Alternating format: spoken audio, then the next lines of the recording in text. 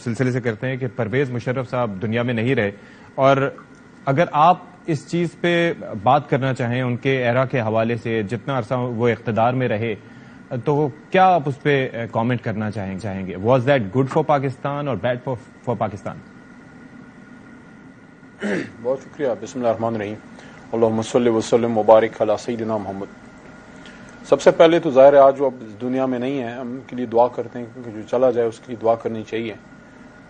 پاکستان کے سابق صدر اور چیف آف آرمی سٹاف، پہلی بات تو یہ ہے میں یہ غداری وغیرہ کی باتوں پہ یقین نہیں کرتا. جو بھی اتنے بڑے عہدے پہ پہنچتا ہے وہ ہوتا محب وطن ہے. اس کی پالیسی سے آپ ڈس ایگری کر سکتے ہیں.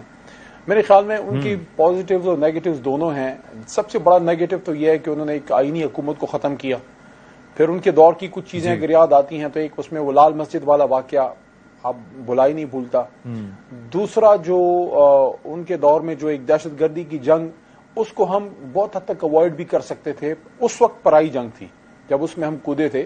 ظاہر ہے وہ امریکنز کی طرف سے ایک تھریٹ آیا جو بھی تھا، اور انہوں نے اس وقت کی اسٹیبلشمنٹ اور اس وقت کی سیاسی حکومتوں اور جو بھی انہوں نے سوچا ہوگا پاکستان کے مفاد میں ان کو وہ اچھا لگا، صحیح لگا ہوگا. لیکن ان دا ہائنڈ سائٹ آج بھی اگر ہم دیکھتے ہیں، اور عمران خان صاحب کا اس پہ اس زمانے میں بھی یہ رائے تھی اور ہماری جماعت کی یہ ایک کنسسٹنٹ اوپینین ہے کہ ہمیں پرائی جنگوں میں نہیں کودنا چاہیے تھا. ہمیں ٹائم لینا چاہیے تھا، پارلیمنٹ کے ذریعے معاملات کو ایک طرف کرنا چاہیے تھا.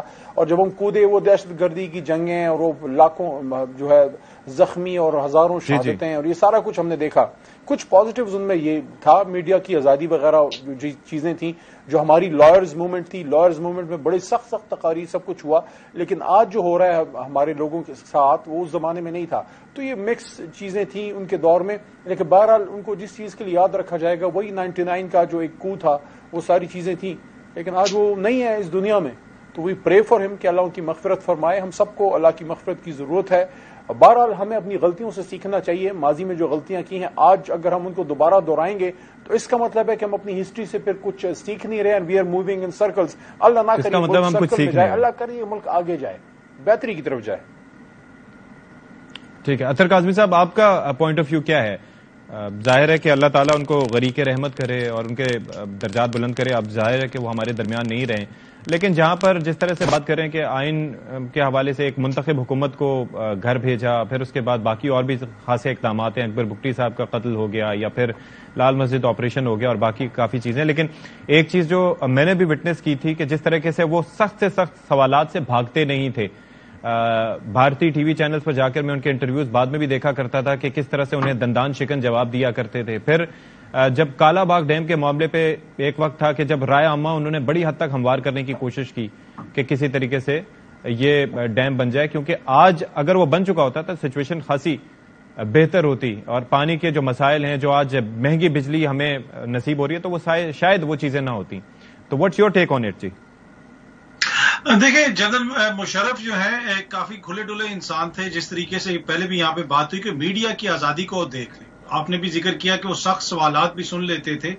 جو ان کے دور میں انپریسیڈنٹڈ میڈیا کی آزادی ہوئی ہے نا، اس کی مثال نہیں ملتی. یہ چیز جب جنرل مشرف صاحب کا اقتدار ختم ہو گیا تھا، چک شہزاد کے وہ فارم ہاؤس میں تھے، میں وہاں پہ ان سے بڑی مشکل سے ملنے گیا اور میں نے کہا کہ اب آپ کے اوپر کیس چلنے والا ہے اور آپ کے ساتھ جو سلوک ہو رہا ہے تو اس میں میڈیا کا بھی بڑا کردار ہے. تو میڈیا کی آزادی کے اوپر آپ کیا کہتے ہیں؟ کیا یہ آپ کا فیصلہ رائٹ تھا؟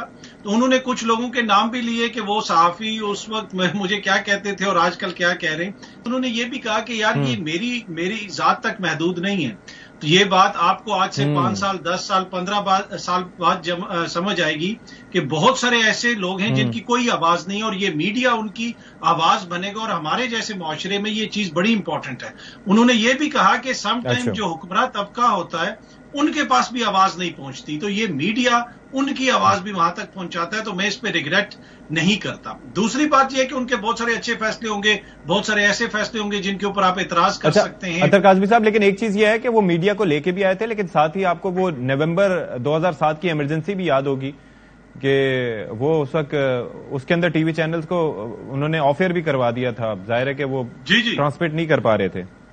بالکل وہی میں نے کہا کہ ان کے اچھے فیصلے بھی اور ان کے ایسے فیصلے بھی ہیں، لیکن اس سے کوئی انکار نہیں کر سکتا کہ جو میڈیا نے پاکستان میں ایک ترقی حاصل کی، اسلامی دنیا میں اب کہیں پہ بھی دیکھ لیں، خلیجی ریاستوں میں دیکھ لیں، اتنی آزادی کہیں پہ بھی نہیں ہے جتنی ان کے دور میں تھی، اور جس طرح ایک ڈسکشن آگے بڑھی۔ دوسری بات یہ ہے کہ ان کے کچھ جو سیاسی فیصلے تھے، جس طرح انہوں نے پاکستان پیپلز پارٹی اور ایم کیو ایم سے ڈیل کی، ان سے دو چیزیں مانگی جا رہی تھیں، یا تو تیسری ٹرم ہٹائی جائے جو پابندی تھی تیسری بار وزیر اعظم بننے پہ، یا پھر مقدمات جو این آر او دیا جائے، اور پھر ان کو اس وقت کے جو ان کے سیاسی حلیف تھے، جو ان کے دوست تھے، انہوں نے یہ مشورہ دیا کہ مقدمات ختم کر دیں، تیسری ٹرم نہ دی جائے۔ یہ بھی پرویز مشرف صاحب آن ریکارڈ پہ، تو ایک ان کا یہ بھی فیصلہ ہے، جس طرح ایم کیو ایم کے بہت سارے مقدمات ختم ہوئے، پیپلز پارٹی کے مقدمات ختم ہوئے، اور اس کے اوپر اس وقت کے چیف جسٹس افتخار چودھری صاحب نے نوٹس لیا، اور پھر محترمہ نے بڑی ایک سخت پریس کانفرنس کی کہ جو ہے وہ سندھ کے لوگوں کے مقدمے ختم ہو رہے ہیں، تو یہ اس طرح کا نوٹس لیا جا رہا ہے۔ تو یہ بھی ایک ان کا ایسا فیصلہ تھا جو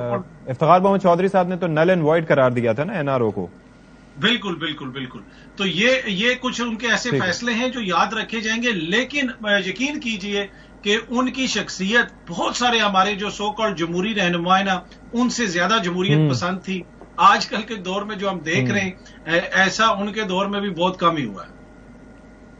سر وہ لوکل باڈیز سسٹم آپ بھول گئے، وہ بھی ایک تحفہ ہی تھا، آپ دیکھیں کہ وہ پرویز مشرف صاحب وہ بڑا زبردست ان کا تھا، پر یہ تھا نا کہ یہ اکثر ہر ڈکٹیٹرشپ میں ہوتا ہے کہ لوکل باڈی سسٹم لایا جاتا ہے، لیکن پھر وہ آگے چل نہیں سکتا، اور اس میں جو مین جو آپ کی جمہوری پارٹیاں ہیں، ان کی خواہش یہ ہوتی ہے کہ ایم پی اور ایم این اے جو ہے ان سے نیچے اختیارات نہ جائیں، تو ہر علاقے میں ایک ایم این اے یا ایم پی اے ڈکٹیٹر بن کے بیٹھ جاتا ہے، تو آپ ایک ڈکٹیٹر سے جان چھڑاتے ہیں تو 300-400 ڈکٹیٹر پورے پاکستان کے حلقوں میں آپ بٹھا دیتے ہیں جو اختیارات نیچے تک نہیں جانے دیتے۔ ٹھیک ہے، اچھا فیصل کریم کنڈی صاحب بھی ہمیں جوائن کر چکے ہیں۔ سر بہت شکریہ آپ کے وقت کا۔ یہ ہم بات کر رہے تھے انیشلی پرویز مشرف صاحب سے متعلق، تو پیپلز پارٹی کا لو اینڈ ہیٹ ریلیشن شپ رہا پرویز مشرف صاحب سے، اور ظاہر ہے کہ جو ہم نے اس وقت دیکھا تھا جس طرح کا ٹینیور تھا، اور اینڈ میں جس طرح سے زرداری صاحب نے ان کی امپیچمنٹ کے حوالے سے بھی بات کی تھی، تو کس طرح سے سم اپ کریں گے اب اس دور میں آ کے؟ آپ پرویز مشرف صاحب دنیا سے جا چکے ہیں، واٹس یور کامنٹ سر؟ بسم اللہ الرحمن الرحیم۔ میں اس پہ پولیٹیکل ڈیبیٹ تو نہیں کرنا چاہتا تھا، لیکن اطہر صاحب نے جو ہے ایک تجزیہ دیا، لیکن اطہر صاحب نے یہ اللہ تعالیٰ کی مغفرت کا بھی اس جہان میں نہیں رہے، وہ سیاستدان تو نہیں تھے، سیاست تو ہم نے اور علی محمد خان صاحب نے اور باقی جماعتوں نے کرنی ہے، لیکن اطہر صاحب نے اس تجزیے میں یہ نہیں بتایا کہ انہوں نے کس طرح پولیٹیکل پارٹیوں کو توڑا بھی، کس طرح پیٹریوٹ بنائی اور باقی جماعتیں بنائی۔ یہ تجزیہ بھی اگر اپنی تجزیے میں کر لیتے تو یہ بھی بہت اچھی تھی، جس طریقے سے انہوں نے لوگوں پہ نیب کی تلواریں لٹکائیں اور پارٹیاں چینج کروائیں، اور پھر اگر جو ان کے ساتھ شامل ہوتا تھا وہ جو ہے وہ دودھ کا دھلا ہو جاتا تھا، اور جو نہیں ہوتا تھا تو اس کے خلاف کیسز بنتے تھے، تو یہ چیزیں بھی ان کی سیاسی۔ اچھا لیکن فیصل کریم کنڈی صاحب، یہ بات کسی ایک شخصیت تک نہیں رہتی۔ دیکھیں ان کے بارے میں کہا جا سکتا ہے کہ فوجی ڈکٹیٹر تھے۔ نہیں وہ میں اطہر کاظمی صاحب کے تجزیے کو آگے لے کے جا رہا ہوں نا، کیونکہ میں تھوڑا لیٹ جوائن کیا تو وہ بتا رہے تھے۔ پھر یہ بھی تھا کہ جب اس وقت کے چیف جسٹس کو جس طریقے سے انہوں نے